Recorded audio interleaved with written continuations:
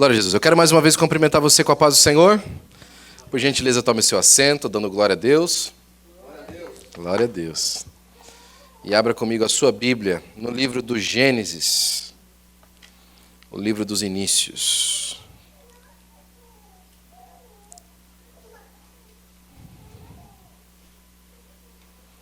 Nós vamos lá no livro do Gênesis, capítulo de número 37, verso de número 2 até o 4. Obrigado, meu amigo, pela água aqui, viu? Capítulo de número 37, versículo 2 ao 4. Diz assim a minha Bíblia, e a sua precisa de dizer a mesma coisa, senão a gente está lendo no lugar errado. Estas são as gerações de Jacó, sendo José de 17 anos, apacentava as ovelhas com seus irmãos. E estava este jovem com os filhos de Bila e com os filhos de Zilpa, mulheres de seu pai. E José trazia uma má fama deles ao seu pai. E Israel amava José mais do que todos os seus filhos, porque era filho da sua velhice. E fez uma túnica de várias cores. Vendo, pois, seus irmãos que o seu pai amava mais do que a todos os seus irmãos, aborreceram-no e não podiam falar com ele pacificamente. Amém. Glória a Deus. Tome seu assento, por gentileza. Na noite de hoje, nós estamos celebrando o nosso culto, que nós chamamos todo quinto culto, toda vez que nós temos 5 domingos no mês, nós chamamos do culto da família e dos amigos. Family and Friends. E a primeira coisa que a gente gosta de pensar é que família é uma coisa muito especial, né? E ela realmente é. Você sabe que quando a Deus ele idealiza a família no Éden, ele idealiza a família como uma representação da sua própria pessoa no meio dos homens. A família é a representação da Trindade divina na humanidade. O pai, a mãe e os filhos representam o Deus Trino no núcleo familiar para manifestar a Deus na terra. Isso é bonito porque a primeira coisa que a gente percebe é que a família não é uma construção social. A família não é baseada num modelo arcaico e patriarcal de sociedade, onde a mulher é uma propriedade e os filhos são uma propriedade, e foi feita para avançar os propósitos masculinos ou masculinizados ou machistas de uma sociedade primitiva que não faz mais parte no contexto social de hoje. Não. A família é um projeto de Deus. Só que, pelo fato da família ser um projeto de Deus, e cuidado para você não estar aparecendo na câmera aí, viu, Eduardo? Viu, Edu? Edu, cuidado para você não estar aparecendo na câmera ali. Cortando, começando aqui de novo. E pelo fato da família ser um projeto de Deus, desde o início a família é perseguida pelo inimigo das nossas almas. Porque todos os lugares onde o inimigo das nossas almas vê a presença de Deus, todos os lugares onde o inimigo das nossas almas percebe Deus manifestado, ele é contra e persegue. É como um país aí da Europa, onde alguém disse assim, se há governo, sou contra. A família representando o governo de Deus na terra, manifesta essa contrariedade, essa busca do inimigo das nossas almas para destruí-la. Portanto, ao mesmo tempo que a família é essa bênção, é algo que Deus manifestou a sua presença para que os homens pudessem conhecer ao Senhor, ainda mesmo antes de ouvir qualquer tipo de escritura, nenhuma família é perfeita. Não existe nenhuma família na terra, nem mesmo a sua, que não passe por algum tipo de problema, que não passe por algum tipo de investida maligna. E parece, só parece, isso não é verdade, só parece, que quanto maior o propósito de Deus para com aquela família, mais problema ela passa. Mais dificuldade ela enfrenta. Na verdade, é por conta de que a exposição da família no propósito de Deus também traz a exposição dos problemas que são inerentes à família. A leitura que eu e você fizemos nessa noite, nós vamos falar um pouquinho dos meus personagens favoritos da Bíblia, José. Ela começa com uma leitura que, se você parar para pensar, é alguma coisa já complicada. Porque diz que José tinha 17 anos de idade e ele estava com os filhos das outras 2 mulheres do seu pai. Ou seja, que Jacó, um homem que foi chamado para cumprir o propósito de Deus na sua geração, já não tinha uma família lá construída da maneira como Deus propôs.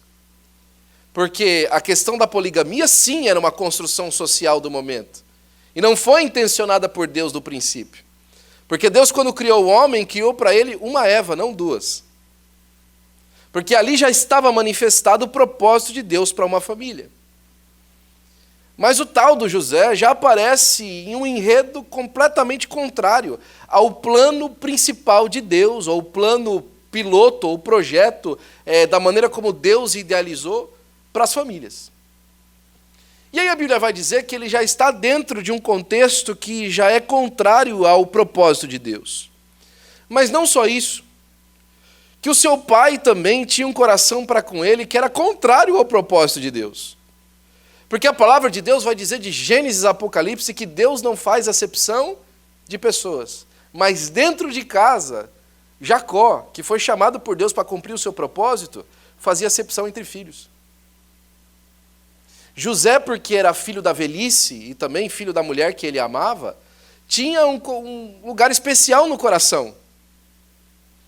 E José parece que também tinha uma questão problemática, porque José, lá na Zona Leste, como a gente fala, era X9, era cagueta. E toda vez que os irmãos de José estavam fazendo alguma coisa contrária, falavam, ó, papai vai ficar sabendo disso aí. Ia lá e trazia a má fama dos seus irmãos. Ou seja, José, um homem que mais para frente vai manifestar os grandes planos de Deus para uma geração inteira, também não era um homem que tinha os seus relacionamentos completamente estabilizados ou estabelecidos pela vontade de Deus, dar uma vida harmoniosa. O que vai nos dizer que esse enredo de Jacó para com José e José para com seus irmãos, e a visão do pai para com José, trazia agora no coração dos irmãos ódio pelo seu irmão mais novo. Ou seja, os irmãos de José, da família que traria o nome de Israel e seria o símbolo das 12 tribos, também não tinham uma visão completamente estruturada no próprio princípio bíblico revelado por Deus através das promessas do Senhor de como se deveria viver. E a palavra de Deus vai dizer que eles nem conseguiam falar com ele de maneira pacífica. Ou seja, por fim, José não vivia numa família perfeita e não era um homem perfeito. A primeira coisa que a gente precisa de saber é que se nós estamos aqui hoje, batendo as pestanas, falando, conversando, é porque de alguma maneira Deus ainda está trabalhando na nossa vida para que nós possamos, de maneira fiel e verdadeira, representá-lo entre os homens para a glória do nome do Senhor Jesus Cristo. Logo de início a gente percebe que então havia um casamento mal feito, havia filhos desobedientes, havia disfunções afetivas, e a gente podia dizer, what a mess, que bagunça. E parece que Jacó também não estava isolado nisso, né? Porque os seus pais dentro de casa também fizeram preferência de um filho e de outro, e parece que Jacó não aprendeu isso em casa. E quando você volta para trás, então o avô dele também, uma vez ofereceu a própria mulher, dizendo que era irmã, para não poder sofrer um assassinato por uma outra pessoa. E ainda uma outra oportunidade, tomou a escrava para fazer um filho nela, porque a esposa era estéril. Ou seja, Abraão também não tinha lá, assim, uma conduta completamente certa. Eu tenho o costume de, quando eu vou fazer casamentos, e eu vou terminar agora para dar uma palavra de incentivo aos casais, aí você vai falar assim, que incentivo, hein, pastor?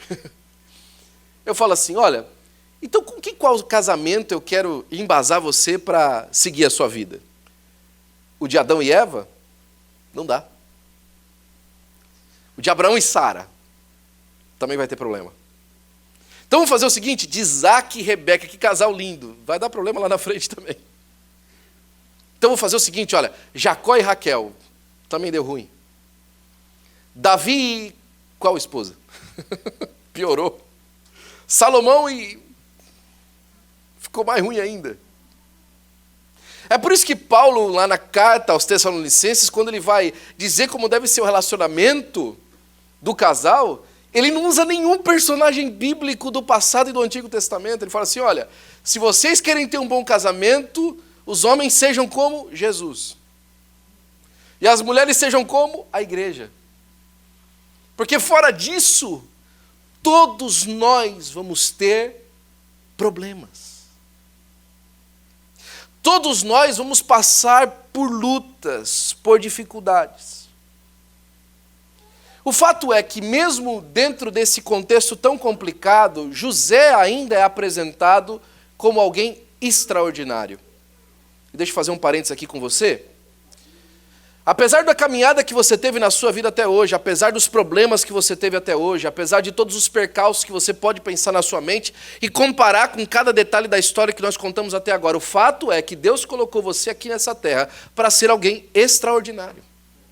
Você não é ordinário, você é extraordinário. Porque tem alguma questão na ordinariedade da vida humana, no comum da vida humana, que você se destaca em algum lugar.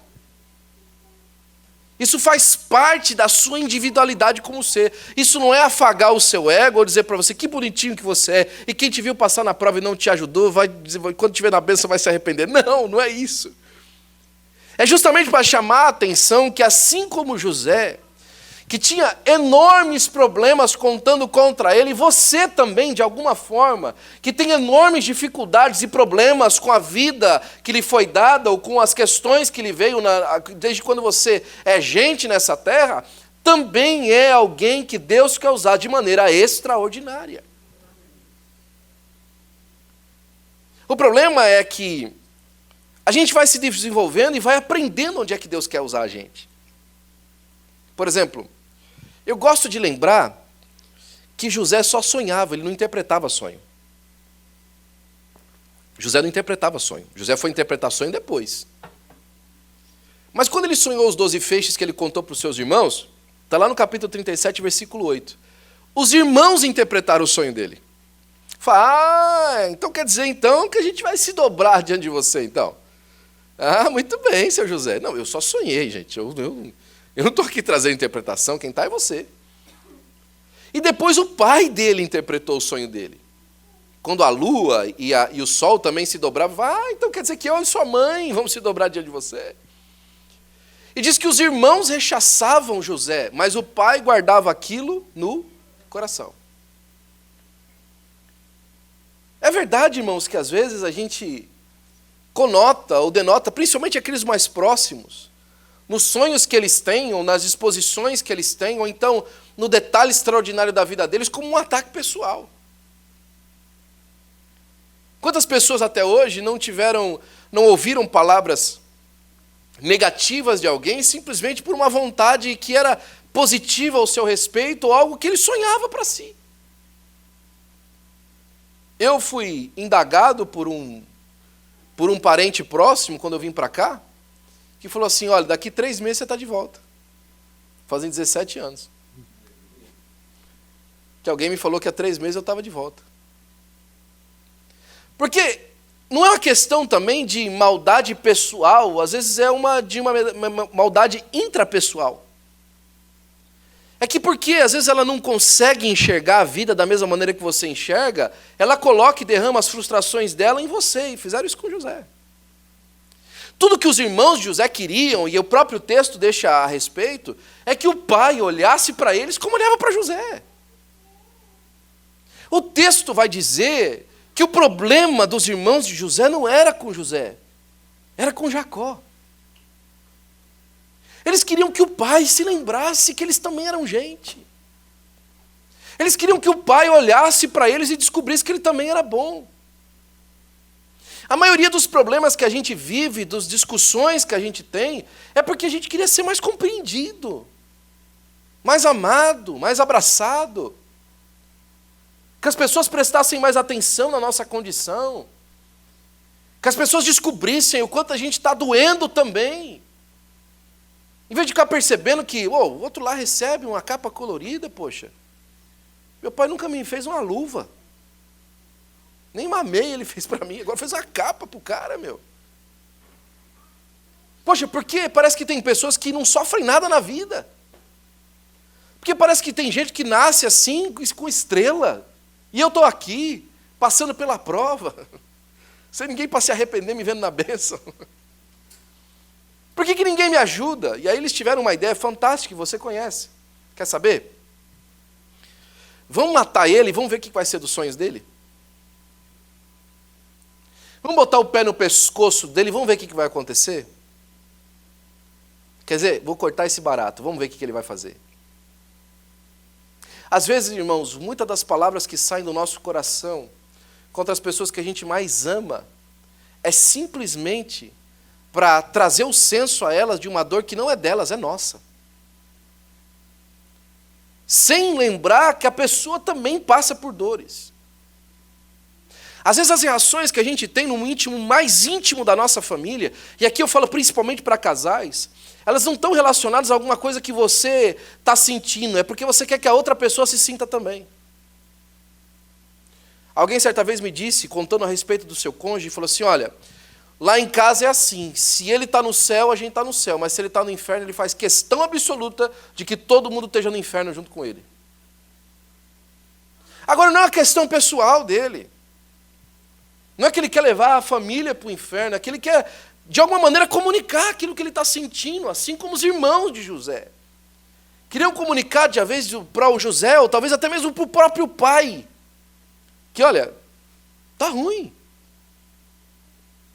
Tudo bem, a gente é levado, mas esse é o problema, né? Que eles não enxergavam o problema deles também. Todo mundo ali passava a responsabilidade de um para o outro. Mas deixa eu falar uma coisa para você, em nome de Jesus, dessa noite. Mesmo em todas essas questões, mesmo em todos esses percalços, eu quero dizer para você que Deus está trabalhando em favor da sua família.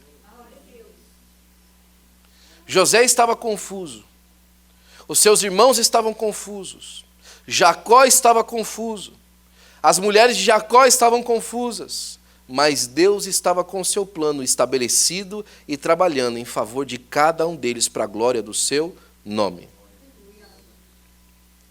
Você conhece a história? Eles colocam José numa cisterna e começam a discutir como é que eles iam fazer para matar e se livrar do corpo.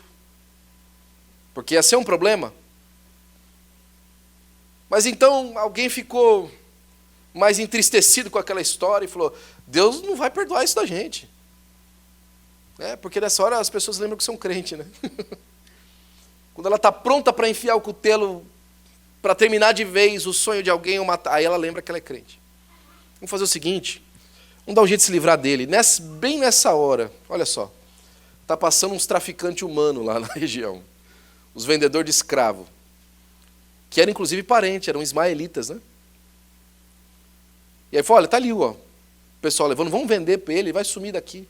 E a gente pega o pai aí, mata um bicho aí, joga de sangue nessa capa, e fala para o pai que uma fera matou, só sobrou a capa. E alguém fala assim, responde, boa ideia. Boa ideia. Eu estou falando de uma família, irmãos. Estou falando de uma casa. Você conhece a história? José é levado como escravo. Mas eu fico imaginando, então, a mente de José trabalhando, porque a princípio ele pede para os seus irmãos ajuda, para que não façam isso, mas aí ele chega na casa de Potifar. E ele não trata Potifar e a família de Potifar como ele tratava os irmãos. E eu vou te explicar por quê. Porque a gente tem a tendência, irmãos, de não ser tão comunicativo assim com quem não é próximo. A gente guarda as coisas. Presta atenção nisso. José ia levar a má fama dos irmãos para o pai. Mas ele não contou para o Potifar que a esposa dele era infiel. Ele não contou para o Potifar. Quando os irmãos dele faziam alguma coisa, ele é o primeiro para chegar para o pai. Pai, ó, esses meninos seus aí, o senhor tem que fazer alguma coisa. Mas agora quando ele estava com aquele problema onde ele era exatamente prejudicado e a mulher era malvada, ele não abriu a boca. É claro que de tudo isso a gente entende a tipologia de Cristo ali como ovelha muda, o matadouro, e não abriu a boca. Eu estou olhando na perspectiva da própria vida do José.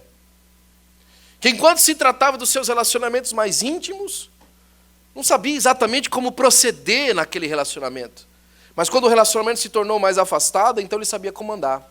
Sabe de uma coisa que a gente percebe? Se você abre a sua Bíblia em Daniel, E você percebe Nabucodonosor procurando gente para estar dentro do palácio. Ele fala assim, olha, procura gente que saiba andar dentro da casa do rei. Porque muitas das vezes, irmãos, o que mais nos prejudica não são as atitudes das pessoas e as nossas, mas a maneira como nós comunicamos as atitudes. A maneira como nós exemplificamos o problema. Às vezes até a maneira como nós elogiamos a coisa que foi bem feita. A pais, por exemplo, que quando o filho faz bem feito, fala, agora você acertou, né? Porque da outra vez, isso não é elogio. A esposa, que para a esposa não tem nada bom que ela faz. Ô minha filha, faltou sal hoje, mas 364 dias ela acertou o sal. Você não falou nada. No dia que ela errou, ela ouviu de você. E o contrário também é verdadeiro. Há mulheres que absolutamente acabam com o esposo, da maneira que elas até demonstram o coração dele. Como Mical fez com Davi. Você, que vergonha, Davi. Cantando e dançando igual um bêbado na frente da arca, o povo todo te vendo. O homem estava expressando a adoração dele diante de Deus. Mas há mulheres que o marido dela é a encarnação de tudo que ela mais odeia. Tudo que ele fala, tudo que ele faz, a maneira como ele se comporta, a maneira como ele faz negócios, a maneira como ele deixa de fazer negócios, tudo é um problema. Mas quando está lá fora, ela é uma bênção. Quando ela vai se comunicar a respeito com o patrão, ela é uma bênção. Tem um livro que fala do Tony Evans, nós estamos tratando de família hoje. É um culto de domingo, mas o Senhor tem uma mensagem para a nossa família. Tem um livro do Tony Evans que chama The Kingdom Agenda, a agenda do reino. E parte desse livro é a agenda do reino para as mulheres. E ele fala assim, você, minha senhora, a senhora levanta de manhã, a senhora toma um banho, coloca a melhor roupa, coloca o seu terno executivo, né? Vai lá para o seu patrão, que você é secretária, você está com todos os papéis prontos à mesa para tratá-lo da melhor maneira, para servi-lo da melhor maneira, você está toda maquiada, toda bonita para servir o seu patrão. Mas quando chega em casa e você tem para servir o seu marido, para ele é o pior pijama, para ele é a roupa furada, para ele é a falta de banho, para ele é a comida fria. Mas o seu patrão leva o melhor de você. E você pede que o seu esposo te olhe melhor do que o seu patrão. Mas o que você oferece na sua casa é muito aquém daquilo que você oferece lá fora. Percebe que o maior dos problemas que nós temos está na intimidade do nosso lar. Na intimidade dos nossos relacionamentos. E aí os anos passam e a gente olha para o outro e fala assim, mas por que aconteceu isso comigo? Ah, no meio do caminho ela deixou de me entender, no meio do caminho ele não olhou mais para mim. A gente não percebe que há muito tempo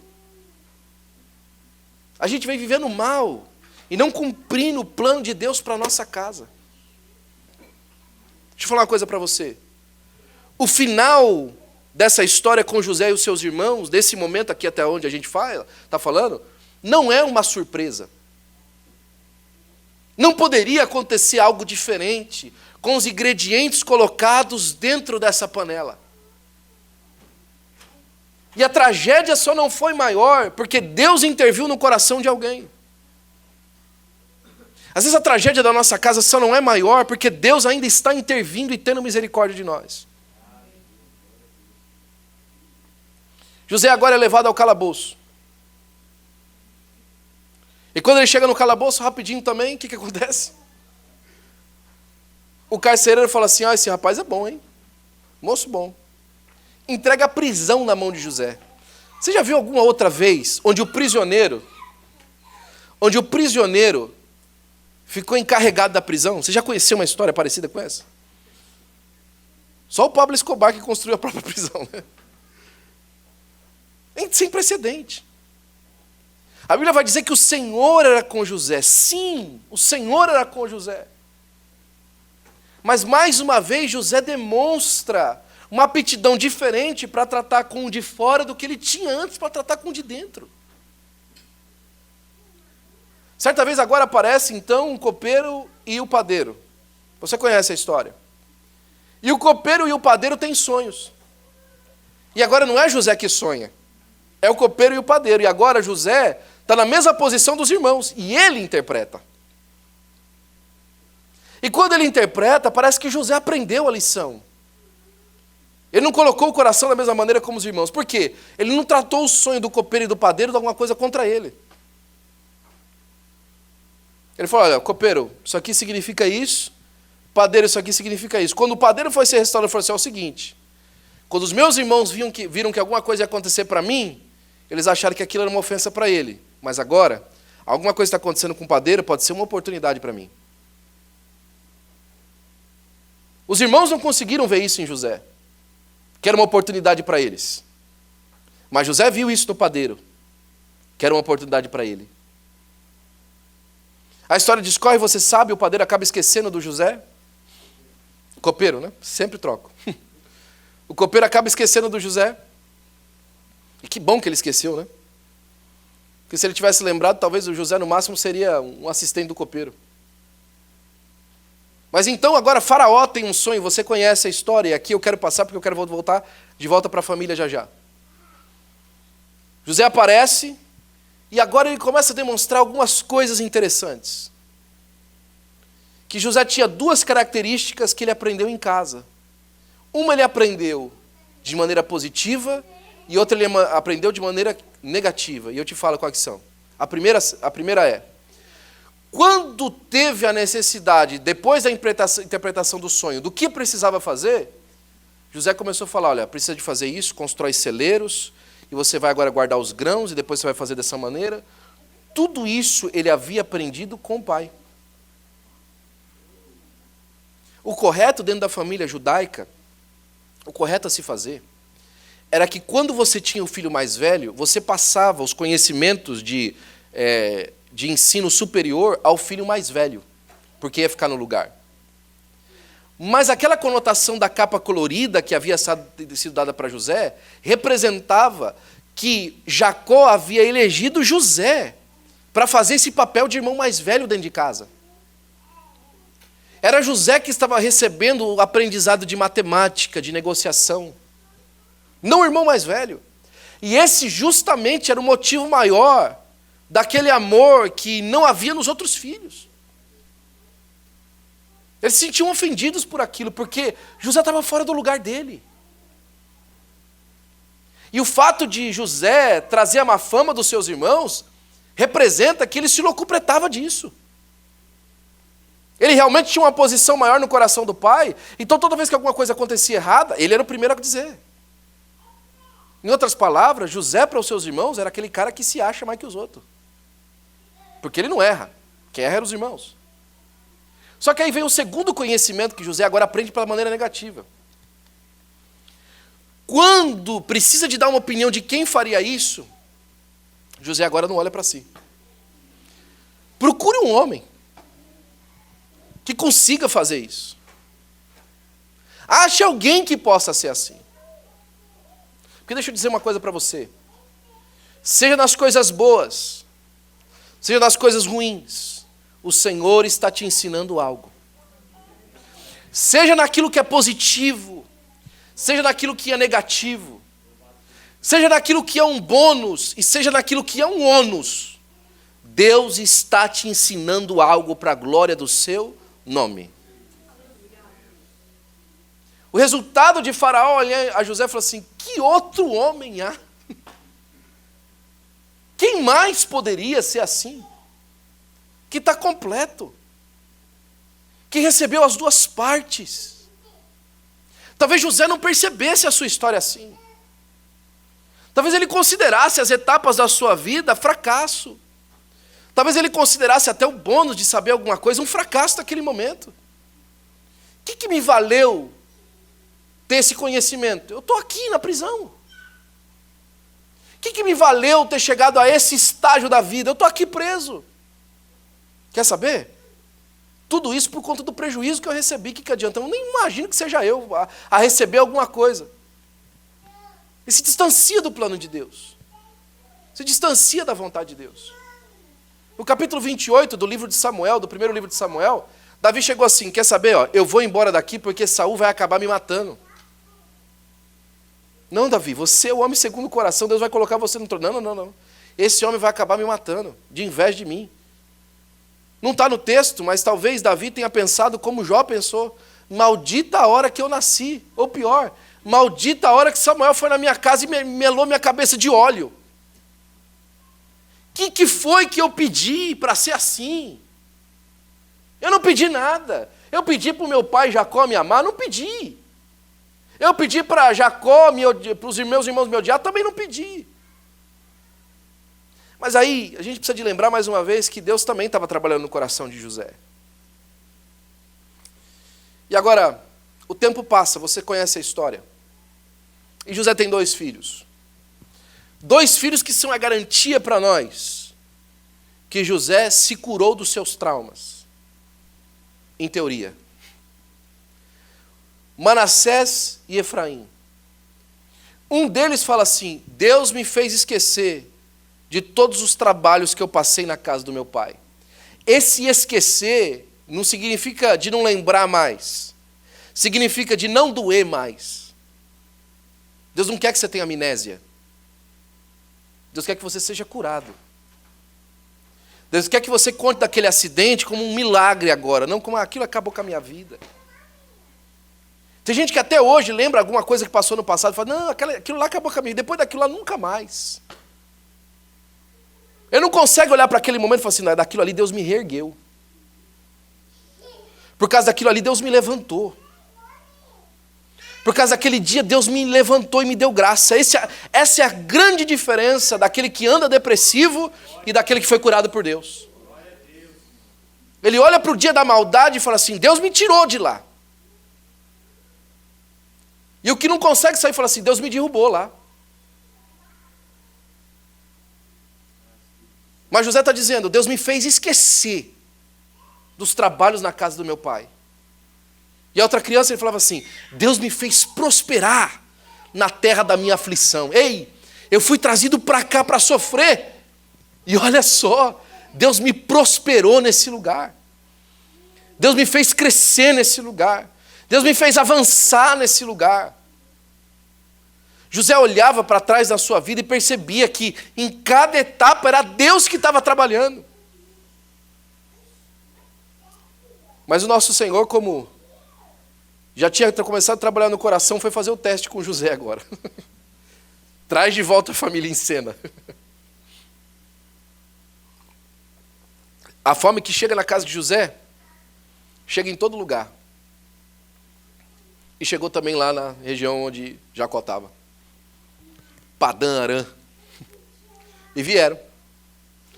Veio a peregrinação dos meninos. Vai lá, sobe lá no Egito lá e compra alguma coisa lá. A hora que José olha, meus irmãos. A Bíblia, irmãos, deixa claro que o coração de José ainda pensava alguma coisa. Ele estava curado, mas o tentador ainda estava nele. E você sabe a história, ele monta ali um esquema para colocar os irmãos em apuros, para depois os irmãos terem que trazer o irmão mais novo.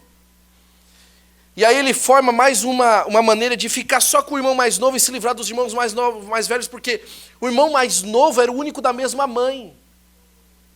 Então talvez José ainda pensava no coração, se eu me livrar desses outros aqui, que nem verdade meus irmãos são filhos de outra mãe, talvez a gente comece nossa família aqui. Talvez seja para isso, seja, sabe, de eu me ignorar esses homens que me fizeram tão mal. Como esse menino nem era nascido quando eu saí de lá, esse menino ainda era tão novo quando eu saí de lá. Minha mãe morreu por causa dele, é o único contato de família de verdade que eu tenho. Sabe o que? Aí vou começar tudo de novo aqui, vou dar o meu jeito de começar tudo de novo. É aquela vontade que a gente tem, quer saber? Eu vou começar a viver para mim bem com a minha família, mas aquilo ali que ela queria no passado, eu não vou fazer não. Olha, eu vou começar de novo com o meu esposo, mas ele que pense. Cozinhar para ele daquele jeito que ele gosta, eu não vou não. É a resolução pela metade. No papel você está curado. Nas intenções você está curado. Mas você ainda não quer agir da maneira como você foi curado. A Bíblia vai dizer que então eles são como que cercados. Aí Judá aparece. Judá aparece e fala assim, não faz isso não fica com o menino mais novo não. Olha, Nós temos um pai. E se a gente chegar em casa e contar para ele que o menino não veio, a expressão da Bíblia é extraordinária. Não faça o nosso pai descer à sepultura com as cãs em amargura. A cã é esse filetinho que eles tinham do lado aqui da cabelo, as cãs, essa parte aqui do cabelo. Meu pai vai descer à sepultura com as cãs em amargura. Não faz isso. E aí José percebe alguma coisa extraordinária. Sabe qual que é? Que Deus não trabalha só no coração de José, não. Deus não está falando só com José. Que José não é a última Coca-Cola do deserto. Que enquanto Deus trabalhava na vida de José dessa maneira que Moisés nos deixa, lá perto de Jacó, nenhum dia da vida daqueles rapazes, enquanto eles cresceram, eles esqueceram o que eles fizeram com o irmão deles. Um deles ainda, quando eles estão negociando, fala: sabe o que isso aqui está acontecendo? Por causa do que nós vamos com José. Esse mal está vindo sobreveio sobre nós. Deus descobriu o que a gente fez com ele. Aqui, ó, que nós estamos passando. Todos os dias eles eram contemplados, confrontados com aquilo. Você acha que as pessoas não são confrontadas pela maldade? Você acha que o seu cônjuge, os seus filhos, não são confrontados quando vê você triste? Quando vê que uma atitude trouxe tristeza para você? Você acha que seu pai não voltaria atrás se ele soubesse que aquilo que ele fez com você lhe trouxe tanto mal? Ele voltaria. Mas não dá mais. E agora, os irmãos de José, que não passaram pela mesma experiência, ficam só tentando fazer o cálculo de quanto que a pancada vai ser dura. Será que a gente aguenta essa pancada? Judá aparece e fala assim: pelo amor de Deus, doutor, não faz isso não, doutor. Meu pai vai morrer em amargura se você fizer isso. Aí José não aguenta. Você sabe a história. José entra na recâmara e chora. Chora. Volta para fora de novo e fala assim: olha, saiam todos os egípcios daqui. Já pensou? O que eles pensaram? Pronto, o homem vai matar nós sozinho. Aí ele, grande revelação. Mas nenhum dramaturgo, de nenhum tipo de novela conseguiu fazer um negócio tão extraordinário. Uma revelação tão extraordinária. Eu sou José, vosso irmão. Vai bem o nosso pai? Eu sou José, o vosso irmão. Ei, lembra aquele que você casou? Eu sou ele. Lembra aquele que te teve no colo e abraçou com amor e doçura? Eu sou ele. Talvez seja o filho falando para o pai: ei, pai, lembra aquele que o senhor pegou no colo e amou da primeira vez que o senhor viu? Eu sou ele. Eu sou a mesma pessoa. Muita coisa passou, muito problema passou, mas eu sou ele. Eu continuo sendo aquela pessoa. Posso estar diferente hoje, mas a essência de quem eu sou é aquela lá. Aquela que habitou junto com você, aquela que viveu os sonhos com você. Aquela que pensou, aquela que revelou aquilo que Deus estava falando no coração, sou eu. E aí ele pensa naquilo que era comum entre eles. No caso era o pai, mas para você, lembra do nosso amor? Lembra do nosso vínculo de sangue? Lembra que de verdade nós já fomos muito mais próximos do que nós somos hoje? Lembra? E eles não acreditam. José então provavelmente mostra a circuncisão para eles. Olha, sou eu mesmo. E agora o momento é pronto. Né? O que ele quer? Para que ele está fazendo essa... É ele mesmo, mas por que ele está fazendo essa revelação? Sabe por quê, irmão? Porque no coração de quem está precisando de ser perdoado, ninguém é bonzinho assim. No coração de quem está precisando de ser perdoado hoje, fala assim: ninguém é tão bom assim. Isso não é verdade. Isso é conversa dele, está tentando me dominar. Isso é conversa dela, está tentando me dominar. Está tentando me dobrar aqui hoje para amanhã me dar facada de novo. Eu conheço essa história. Não, você conhece você. Essa história você não conhece, você conhece você mesmo. Como assim? Você conhece que se fosse você, você faria isso. Se precisar de dar uma de doido hoje para amanhã você conseguir o espaço para dar a mordida, você faria. Mas o coração de José foi restaurado. O coração de José foi transformado. E é isso aqui para mim, é isso que toda vez que eu lembro dessa história, isso me confunde. Isso arrebata o meu coração. Como é que alguém pode ser assim tão, presunçoso como José? Sabe o que é presunção? É imaginar você mesmo numa esfera muito maior do que você realmente está. Né? Prepotente não é nem a questão, né? Porque prepotente é você achar que é potente antes de ser. Presunçoso é você imaginar uma coisa numa esfera muito maior do que você está vivendo. É presunção mesmo. Né? Olha o que José fala para os seus irmãos. Fala assim, olha, Deus mandou uma fome no mundo para unir nossa família. José, você acha que Deus vai mover um evento mundial para resolver o problema da sua família? Há 2 anos atrás, Deus resolveu juntar todas as famílias dentro da mesma casa. Na pandemia. Deus fez um evento mundial para unir as famílias de novo. Deus está fazendo um evento mundial. Você veio de longe para ser restaurado por Deus aqui. Você andou de longe para que Deus fizesse alguma coisa na sua vida aqui. Deus te arrastou de lugares que você não sairia se não fosse por uma fome. Se não fosse por uma necessidade que não estava no seu controle, você não teria chegado até aqui. Deus causou um evento mundial para que você chegasse até aqui, para ser restaurado por Deus. José percebe.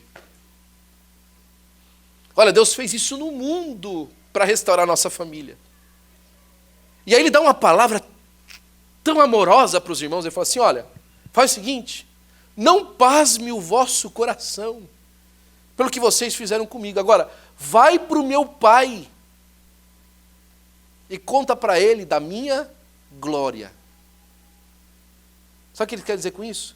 A história que o pai conhecia da ida embora de José era que um bicho tinha comido. Agora a história nova é, olha, não fala para o pai o que vocês fizeram comigo. Não revela para ele o grande segredo. Só fala para o pai que vocês me acharam e eu venci. Só conta que deu certo. Sabe de uma coisa? Hoje à noite nós não vamos remoer o que você me disse. Essa noite nós não vamos remoer as ofensas que você me fez. Essa noite nós não vamos remoer os abusos que você me causou.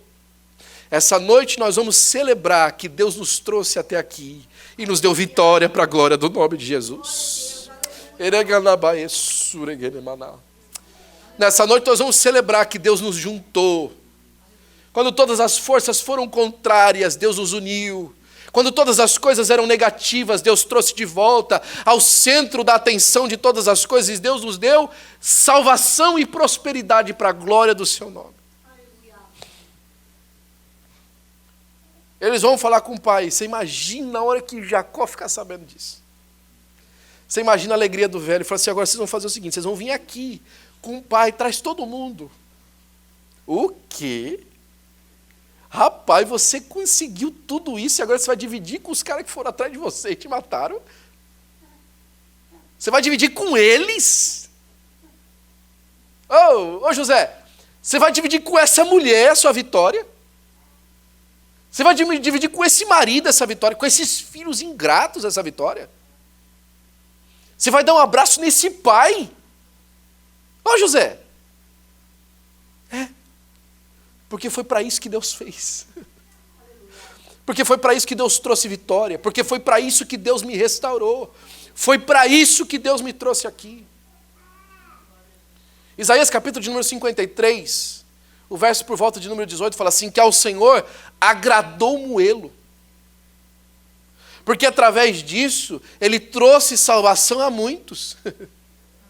Porque através daquela história, daquela etapa, Deus mudou a vida de todos eles.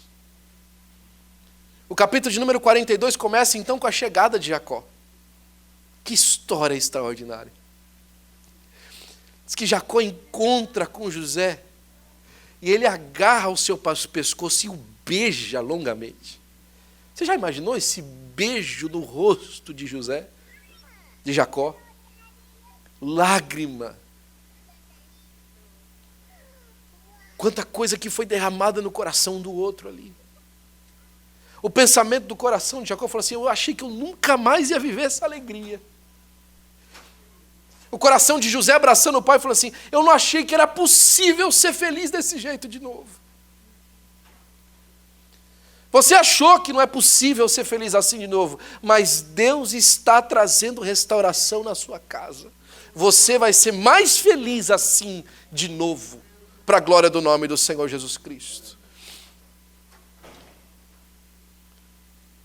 É tão clara a história que eles não ficaram remoendo o passado, que Jacó, quando vai dar uma palavra para José, a palavra de bênção final, ele fala assim, José é um ramo frutífero. José é um ramo frutífero. Agora, os seus ramos têm tanto fruto que eles passam dos muros do seu outeiro e abençoam o seu vizinho. José, ele entendeu tanto de Deus que ele não frutifica para si, ele frutifica para derramar. Que ele não fica com aquilo para ele fica com aquilo para derramar, ele não consegue mais. Não interessa quem é, não interessa quem achou ruim dele, não interessa quem viu mal dele, é para derramar, é para doar. Jesus, quando encontra os seus discípulos, que o abandonaram 2 dias antes na cruz, ele falou assim, olha, receba o Espírito Santo, é para vocês. Ei, agora eu estou dando autoridade para vocês, agora vocês vão me servir, vocês vão ser meus representantes. Mas Jesus, eles falaram na hora crucial, mas eu não falhei. A vitória é minha, e se a vitória é minha, eu distribuo ela para quem eu quero, eu vou distribuir para eles. Quem venceu fui eu, então eu vou dar minha vitória para quem eu quiser. E ele deu para nós. Agora, se Jesus, do nosso pecado, nos deu a sua vitória, se José, na sua bonança, distribuiu os seus frutos para quem estava em volta, quem somos nós para reter? Jacó dá uma palavra para José dizendo o seguinte, olha, os flecheiros lhe acertaram. Talvez foi essa história que chegou no pai. Não, uma fera comeu, mas a gente encontrou ele lá, pai, porque é o seguinte, a gente descobriu, na verdade, que ele foi atacado. O pessoal tacou uma flecha nele, mas ele conseguiu sobreviver e tal. Por isso que a capa estava com sangue, ele saiu correndo. Inventaram uma história. E aí Jacó fala assim, os flecheiros lhe acertaram, mas o seu arco foi mais forte. Ele venceu o José. Terminando. José morre. Eu estava pensando assim, muito bonzinho esse José, né? Muito bonzinho esse José. Ah, José. Ninguém consegue ser igual a você assim não, José. Esquecer das coisas assim. Ninguém consegue ser tão bonitinho igual a você não, José. José, essa história aí é ladainha. Talvez seja eles que os irmãos pensavam. Porque agora o pai morre. E eles vão, enterram o pai, todo mundo junto. Na hora de voltar, eles mandam um mensageiro para José. Capítulo 50. Se você puder abrir comigo a sua Bíblia. Do livro de Gênesis. E nós estamos terminando.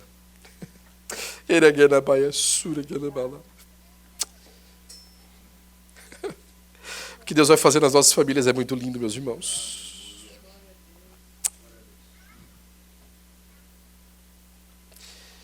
Eles mandaram assim, olha, assim direis a José. Versículo de número 17. Perdoa, rogo-te, a transgressão dos seus irmãos e o seu pecado. Mandou alguém dizer. Olha, fala lá com o José lá. Fala para ele lá. Sabe quem são esses? Aqueles que, em vez de pedir perdão, ficam fazendo boa ação. Não, eu vou tratar melhorzinho ele mais uma semana aqui, para ele ver que eu estou arrependido. Mandando recado. Mandando recado. Eu vou ligar para ele amanhã, eu vou falar assim, tudo bem. Aí eu pensei direito, eu pensei que você tem... Não pede perdão. Fica inventando e faz... Olha, vai lá e fala para José lá e tal. Conversa com ele lá. Vê se a gente consegue aí alguma coisa. Fala que o papai, antes de morrer, pediu para que ele não fizesse isso. Onde está isso? Se mais uma vez, talvez o pai foi para a sepultura sem nunca saber o que realmente aconteceu. Hoje ele sabe na eternidade, mas talvez naquela época ele não sabia. Sem saber o que realmente foi feito. Como é que o pai ia pedir para mandar pedir perdão? Mas aí a palavra de Deus vai dizer no versículo 18 que José para e começa a chorar. Depois vieram também os seus irmãos e prostraram-se. Aí, versículo ainda de número 17. dos servos do teu pai. E José chorou quando eles lhe falavam. Depois vieram também os seus irmãos e prostraram diante deles e disseram: eis-nos aqui por servos. Porque viram José chorando e falaram assim: ó, a raiva dele está grande, hein? O homem ainda está machucado com essa história. E aí vem agora, eles se oferecem com servos. Mais uma vez não tem pedido de perdão deles. Se oferecem com uns servos. Nós vamos agora ser escravo seu. Quer saber? Nós vamos daqui, vamos fazer um meno aqui. Né? Vamos fazer o seguinte, ó. Eis-nos aqui por servos. Quer saber? Ó, eu vou fazer essa comida que você gosta mais agora. Vou cozinhar esse negócio aqui para você. Não, meu amor, cheguei mais cedo para te ajudar. Estou aqui mais cedo para te ajudar. Vi que você estava muito estressada. Vou chegar mais cedo para te ajudar. Não, pai, não, eu vou com o senhor hoje então. Fazer companhia para o senhor, né? Ô, minha filha, estou te ligando para saber como é que você está, como é que estão os meninos. Está todo mundo bem? Olha, eu vou dar uma passada aí. Estou mandando um dinheiro para você. Vou fazer seu servo. Vou me colocar a serviço seu. Porque o recado que eu mandei não surtiu efeito, você chorou.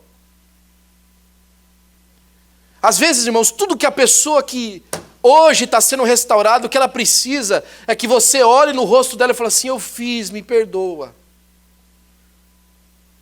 Eu errei, me desculpa. Eu fui influenciada pelo mal, me desculpa, me perdoa. Eu não sabia o que eu estava fazendo. Eu não sabia que ia te machucar tanto, mas mesmo assim me perdoa. A maioria das vezes o pior pedido de perdão que tem é: não, tudo bem, eu fiz, mas você também, né? Você está pedindo de perdão, isso é justificativa do porque você machucou alguém.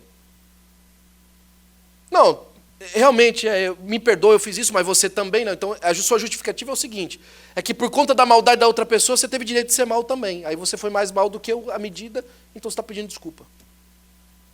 Seu problema não foi ter causado mal. Seu problema foi que talvez o seu mal não foi compatível ao mal da outra pessoa. Não, mas você também, né? Aí José chora aqui. E ele precisa falar para eles: não temais. Foi assim que Jesus falou para a gente. Aí, fica com medo não. Fica com medo não. E aqui é avassalador. Porque porventura estou eu no lugar de Deus? E aqui mais uma vez ele coloca a gente em perspectiva ao futuro em Deus. Porque Deus, quando teve em lugar de homem, nos perdoou. Agora José não queria se colocar no lugar de Deus. Porque Deus mesmo, quando se colocar no lugar de homem, quando se colocou no lugar de homem, perdoou a todos nós. Trouxe perdão a todas as nossas vidas, a todas as nossas transgressões. E o versículo 20. Vós bem intentastes mal contra mim. Aqui é demais. Porque aqui José mostra que ele não é um alienado. Que José não tinha passado por uma lavagem cerebral. Que José não estava vivendo no mundo de La La Land, não estava drogado, não tinha passado por nenhum tipo. Ele sabia o que tinha acontecido. Ei, eu sei que vocês fizeram comigo. Eu sei que vocês me venderam, e só me venderam porque não deu para me matar. Eu sei o mal que vocês intentaram contra mim. Eu sei o abuso que eu sofri na mão de cada um de vocês. Eu sei o que vocês contaram para o meu pai, eu sei o mal que vocês intentaram contra mim. Porém, todavia, entretanto, Deus entrou na história da nossa família e transformou todo esse enredo em uma bênção para nós. Deus fez com que a gente conseguisse estar vivendo hoje e participar disso que a gente está participando hoje. E entender as coisas como nós estamos entendendo hoje. E olhar um para o outro e saber que tudo isso foi marcas para que Deus fizesse com que hoje a gente recebesse mais do seu amor. Para que a gente desfrutasse mais da sua graça. Para que a gente fosse mais feliz na sua presença.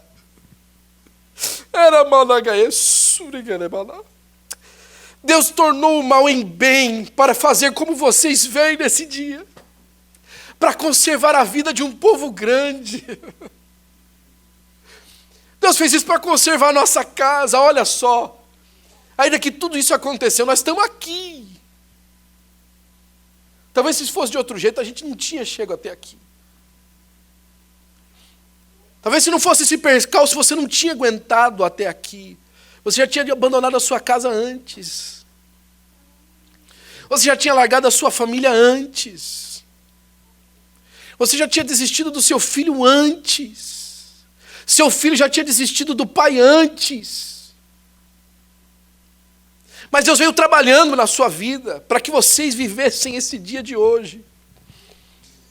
E aí José fala no versículo 21, agora, pois, não temais, e eu vos sustentarei a vós e aos vossos meninos.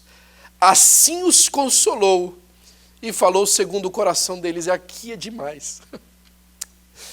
Vocês vêm para ser servos meus? Não, sou eu que vou servir vocês. Esse pedido de perdão está vindo meio torto, mas deixa eu falar uma coisa para você. Eu sei o que é perdão. Eu descobri o que é perdão no Senhor.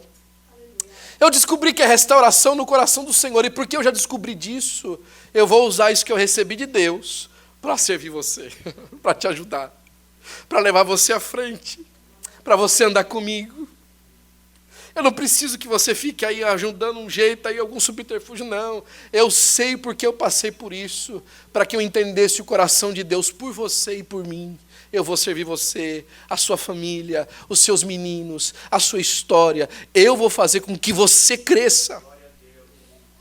Eu estou aqui para sustentar você e a sua família, para te ajudar, para que você vá em frente. Foi isso que o Senhor Jesus Cristo fez por nós.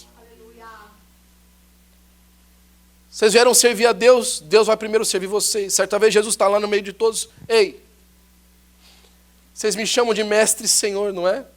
Vocês estão certos. Mas eu estou aqui no meio de vocês como que serve. Para que vocês sirvam uns aos outros também. Ei, eu vim aqui para que vocês aprendam o que é serviço. E sabe como é que vocês vão aprender o que é serviço? Eu vou servir vocês. Por último, agora José morre. Fique de pé, por gentileza. Me ajuda, Clara. José vai morrer, versículo de número 24. E disse José aos seus irmãos. Ou seja, o tempo passou e a amizade ficou boa, viu? Eu morro. Minha vida está terminando aqui. É mais algo na vida de José que me deixa maravilhado. Eu morro, mas Deus certamente vos visitará. Como? José? Olha a vida que você viveu, meu camarada. Olha que história extraordinária você teve, José. Você está dizendo que Deus ainda vai nos visitar, Deus não visitou ainda. Sabe qual é a grande diferença de José quando ele é restaurado por Deus? Ele fala assim, Deus não fez isso à toa, não. Isso aqui é um trabalho de gerações. Isso que Deus fez na minha casa não é para ficar aqui, não. Isso aqui vai atravessar a história da humanidade. Isso aqui vai se multiplicar. Isso aqui vai alcançar gente que eu não vou ver da 100ª geração. Isso aqui que aconteceu comigo vai invadir casas, vai invadir cidades, vai chegar a nações. E essa história do que Deus fez na minha casa vai se espalhar pelo mundo. O Salmo de número 128 fala assim, bendito é o varão que confia no Senhor. Porque a sua mulher será como videira frutífera ao redor da sua casa. Seus filhos como planta de oliveira ao redor da sua mesa. E tudo que esse varão vai fazer, vai prosperar. E aí ele continua dizendo assim, ele vai ver os filhos dos seus filhos e a paz sobre Jerusalém. O que isso tem a ver, Will? Deixa eu te explico para você.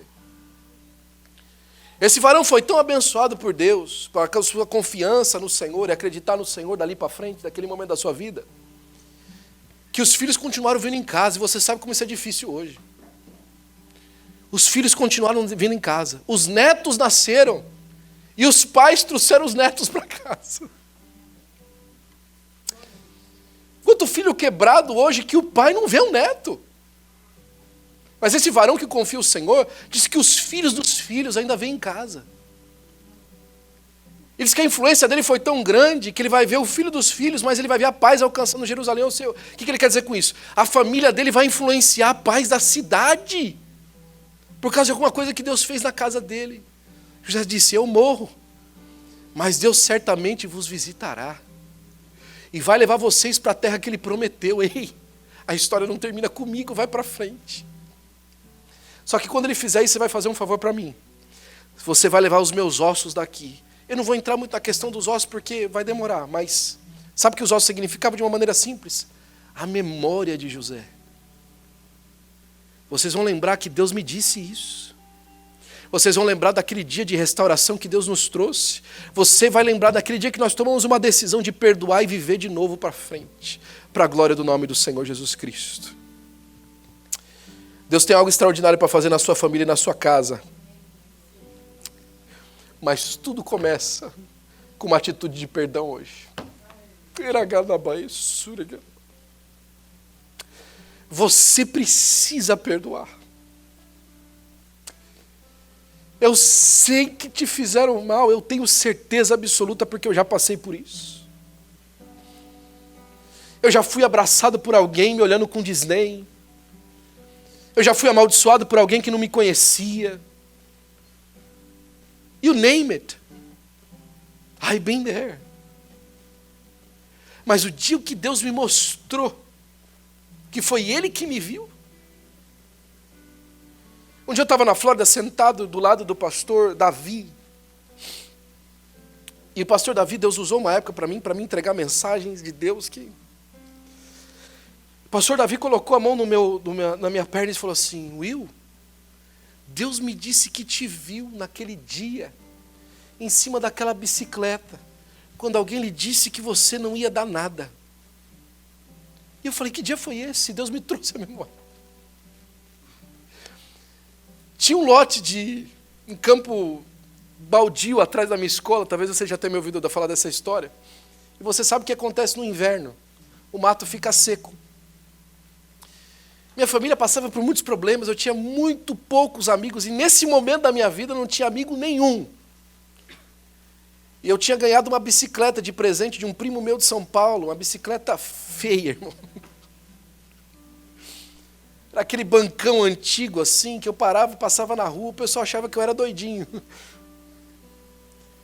E esse terreno baldio de trás da minha escola, sempre roupa de político, naquele dia, na verdade, estava com uma roupa, eu lembro, uma camiseta de congresso, um bonezinho vermelho, um short de chinelo no pé, e fui atrás da escola e o mato seco no inverno, eu falei assim, rapaz, esse mato se pegar fogo vai ser legal, né? E eu botei fogo no mato. Foi um fogaréu, irmão. Aquilo queimou 3 dias. Os bombeiros vieram apagar. As mulheres não conseguiram botar roupa para secar durante 3 dias. E eu fiquei voltando, porque na minha cabeça eu não tinha feito nada demais. Uma das senhoras imaginou que tinha sido eu. E quando eu estava olhando o mato do terreno vazio, ela saiu da casa dela, plá, plá, plá, pisando fundo. Apontou na minha cara e falou assim, eu sei quem é você. Você é quem botou fogo aqui. Sabe o que você é? Você é mais um pivete que não vai dar nada na vida. Deus me disse que Ele me viu aquele dia. Naquele dia que aquela mulher disse aquilo para mim, Deus falou lá do céu, não vai não, eu vou fazer alguma coisa dele. Você está repreendida no meu nome. Para você ele não vai dar nada, mas você vai ver onde ele vai. E Deus me trouxe até aqui. Eu já pedi perdão a Deus pelo matagal que eu botei fogo. Mas eu já perdoei aquela mulher também, porque ela não sabia o que ela estava falando. Assim como eu perdoei gente também que tinha certeza do que estava falando, mas também estava errado. Porque eu preciso viver e ver os planos de Deus acontecendo na minha casa e na minha família. Se você precisa de perdoar alguém primeiro, eu não quero chamar você para ser perdoado, eu quero chamar você para primeiro perdoar alguém. Eu quero que você venha à frente em nome de Jesus. Você precisa perdoar. Você precisa perdoar para continuar a viver família. recebi um novo coração do Pai. Coração regenerado, coração transformado, coração que é ensinado por Jesus. Como fruto desse novo coração, eu declaro a paz de Cristo. Te abençoo, meu irmão, preciosa é a nossa comunhão. Você não vai ter comunhão se você não perdoar. Deixa eu te falar mais uma coisa. Talvez nessa noite o que você precisa, na verdade, é pedir perdão para Deus. Por você ter sido tão incrédulo. Talvez você precise de pedir perdão para um familiar. Você precisa de olhar no rosto dele e falar assim: me perdoa. Você me perdoa. Você me perdoa por ter dito isso? Você me perdoa por ter visto você dessa maneira? Não existe vergonha em pedir perdão. Talvez alguém chegou para Jesus e falou assim: Senhor, Jesus contou, falou assim, ó, tinha um senhor que devia 50 e outro devia 500. Aí o Senhor foi lá e perdoou os dois. Quem você acha que vai amar mais? O que foi mais perdoado. Eu conheci gente que foi traficante de droga, drogado em drogas pesadas. Quando você conhece hoje, é uma pessoa completamente doida por Deus. Aí você fala: o que foi que aconteceu? Você não sabe o tanto que eu fui perdoado. Você não sabe o tanto que Ele me perdoou, o tanto que Ele me ajudou, o tanto que Ele me tocou. Se você também quer experimentar esse perdão de Deus, vem aqui à frente, eu quero orar por você. A sua família vai ser bem-sucedida por causa desse perdão de Deus na sua casa. Somos corpo, e assim bem ajustados, totalmente ligados, unidos, vivendo em amor, uma família, sem qualquer falsidade, vivendo a verdade, expressando a glória do Senhor, uma família, vivendo o compromisso do grande amor de Cristo. Eu preciso de ti, querido irmão, precioso és para mim, querido irmão, eu preciso de ti, querido irmão, precioso és para mim, querido irmão. Senhor, nessa noite nós nadamos no seu perdão, Jesus. Nós desfrutamos, ó Senhor, Pai, do teu perdão e da tua graça, Senhor, na pessoa bendita do Senhor Jesus. José só nos ensina que como o homem é capaz, ó Senhor, nós somos capazes de te amar assim, Senhor. Nós somos capazes, ó Senhor, Pai, pelo teu Espírito, de deixar de lado, Senhor, Pai, toda inveja, toda maldade, toda lascívia, Senhor, todo, Senhor, Pai, pecado, e enxergar na tua pessoa bendita, Senhor, Pai, a forma certa de amar e de perdoar.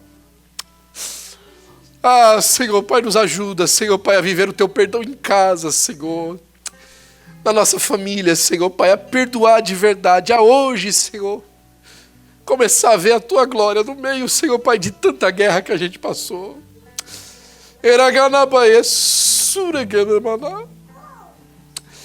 A desfrutar, Senhor, Pai, da glória que o Senhor nos alcançou, Pai, no meio de tanto percalço, Senhor. Senhor, Pai, a perceber, Senhor, Pai, que talvez tenha sido aquela ferida que nos trouxe a tua presença. Que talvez tenha sido por causa desse desespero que nós nos entregamos, ó Senhor. Tenha sido por causa dessa maldade, Senhor, Pai, que nós ficamos humildes de verdade na tua presença. Mas hoje, Senhor, Pai, nós nos levantamos diante do Senhor e vivemos a tua promessa. E E sabemos que foi a tua boa mão que nos trouxe até aqui, é verdade, Senhor. Doeu muito, Senhor. É verdade, Jesus, eram homens maus, ó Senhor Pai, eram mãos malignas. Mas a tua graça, Senhor Pai, mudou todo o trajeto da nossa vida. Mas o teu amor, Senhor Pai, mudou todo o trajeto do nosso coração. E nós te agradecemos hoje, Senhor Pai, porque foi-nos bom ter sido afligidos. Porque assim aprendemos dos teus estatutos, ó Senhor. Agora, Senhor Pai, marca como memorial na vida dos meus irmãos. Eu sei porque hoje foi tão difícil. Porque hoje o Senhor faz memorial na nossa casa, na nossa vida, na nossa família. Hoje o Senhor planta uma semente que vai germinar, Senhor. E vai dar muito fruto em casa, Senhor Pai. Vai dar muito fruto no trabalho. E vai dar muito fruto na igreja, Senhor. Hoje o Senhor planta uma semente, Senhor Pai, que não cessa os seus frutos. E abençoa até mesmo aqueles, ó Pai, que tentaram mal contra nós. Porque hoje o teu perdão é derramado no nosso coração. E nós vamos dormir em paz essa noite por causa do teu perdão. E nós vamos viver em paz em casa por causa do teu perdão. Para a glória do nome do Senhor Jesus Cristo. Somos corpo e assim bem ajustados, totalmente ligados, expressando, vivendo em amor, uma família, sem qualquer falsidade, vivendo a verdade, expressando a glória do Senhor, uma família, vivendo o compromisso do grande amor de Cristo. Eu preciso de ti, querido irmão, precioso és para mim, querido irmão. Eu preciso de ti, querido irmão, precioso és para mim, querido irmão.